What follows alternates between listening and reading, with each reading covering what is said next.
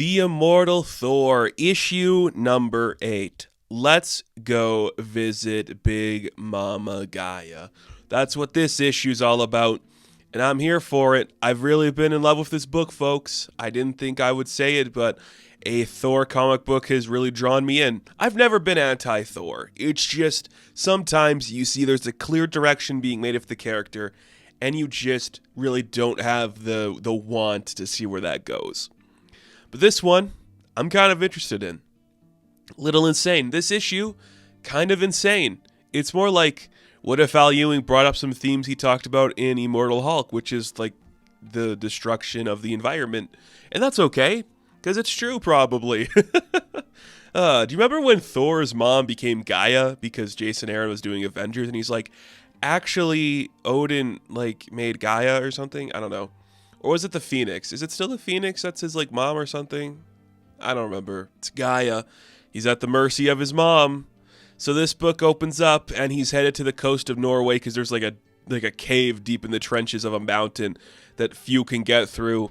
And Thor has to, like, go inside it to talk to his mother, and he doesn't really like doing it because he's the Lord and the God of the skies and, you know, thunder and rain and all of that stuff. So him getting deeper into, you know, the trenches of the earth, it, like, defeats him or messes him up, and he feels weaker and lost. It's a cool way to explain that. So we see him, like, dive into this cave. He heads deeper, deeper, and down until he finds the pit, the lair of an incarnation of his mother. And Gaea in this book is just this decrepit, freaky moss lady. I kind of dig it. There is literally nothing, like, depicting her as, like, feminine, which is really cool to think, because we've seen other interpretations of Gaea. She's the mother of Earth. She's all of Earth. She is just like this beautiful, pure creature. And this one's like, she's scraggly, made of moss and muck and just dirt and shit, and she looks like a wreck. Why would anybody want to, like, lay? I don't know. It's a really interesting interpretation. I do really like that. So Thor asks the ultimate question to his mother. I know you are a busy woman, and I know everything you do matters, but I need to ask you, why? Why did I fight somebody called the Thor of Utgard, and why through all of our destruction and chaos through those battles did he mention your name? Why did the name Gaea come up as something I need to look out for? What does that mean? You have to tell me what connects you to what's coming next in the world. I must know. And she's like, okay, I'll answer your question. But let me ask you this, okay? Who are you to know my reasons? You're just a little child. And she's like, I have many children. You are but one in a tapestry of creations I have made myself. You are nothing. You are a god of thunder, of skies, of clean air. You're nothing. You are a champion of Earth, sure, but I formed the Earth. I made Earth. You are literally nothing to me. And that's really interesting.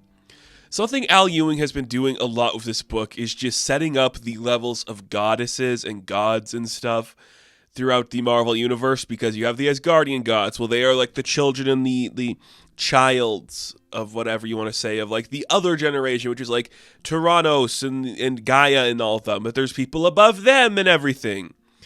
And you see guys like, I have made many a children. You are not even like the strongest of them. I have like Scython and Set and Tawaz and all of them, and it's like you're not really anything.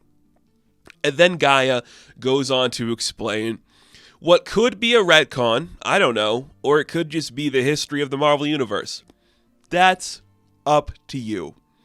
I don't personally know this history, because when we get to like the War of Gods feuding for gods upon godship, I'm kind of like, okay.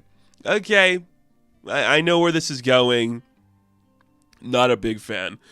But there was a war of the gods. They were feuding with each other on the soil that would be Earth. And Gaea is standing amongst them, and she's like, well, this sucks.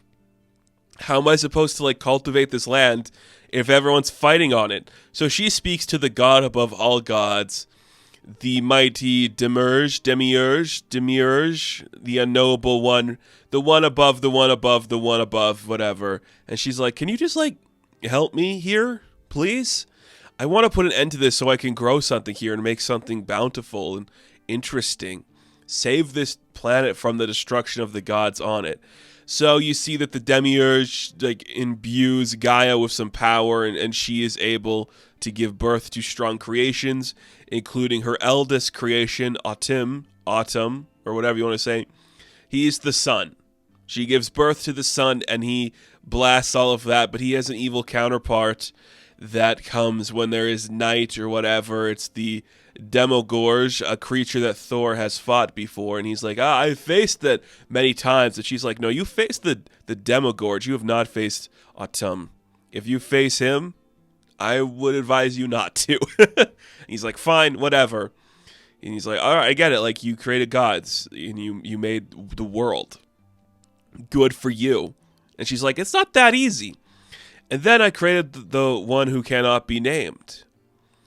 And he created like the hall that we've seen in the past couple of issues. So like the past, like issue 6 and 7, Thor and Loki go on a journey to like the hall of Utgard. We see that the one who cannot be named, which is the Utgard, Loki, is the one that creates the hall, gives her the key, and Thor's like, you let all of this happen, and now you do nothing to help the people of the planet you built? That is insane. It's ridiculous. We also see that she lets, like, Scython and Set create their types of underworlds and stuff, like their own realms to control. But Thor's like, you let all of this happen, the history of this planet, and you're not going to do anything to stop what's coming for it? And she's like, well, that's the thing about the Earth, you know? Look at what happened with the dinosaurs, you know? There's always going to be destruction and chaotic events that are coming. And the inclination of using the phrase, ask the dinosaurs, does imply that there's like a destructive force coming to Earth, and Gaia is not going to stop it. For when there is destruction, there is rebirth.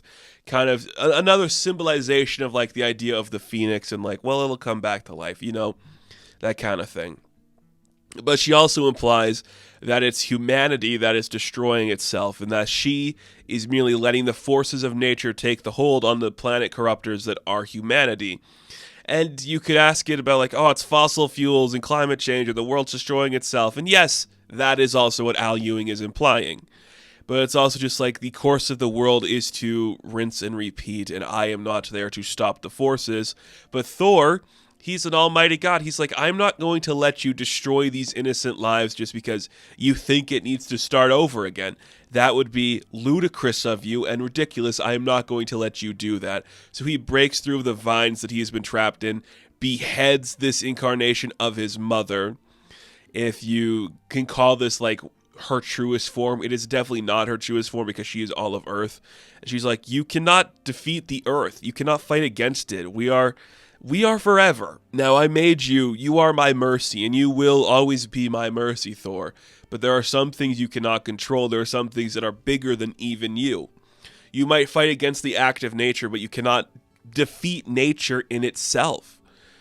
So I think you should settle your affairs and figure out the next plan. Like the inclination that's being led here is that Gaia knew that Tyrannos was going to come and use his power to cause like a mighty storm upon Earth, but because Thor intervened, now nature itself is going to be doing things in different ways.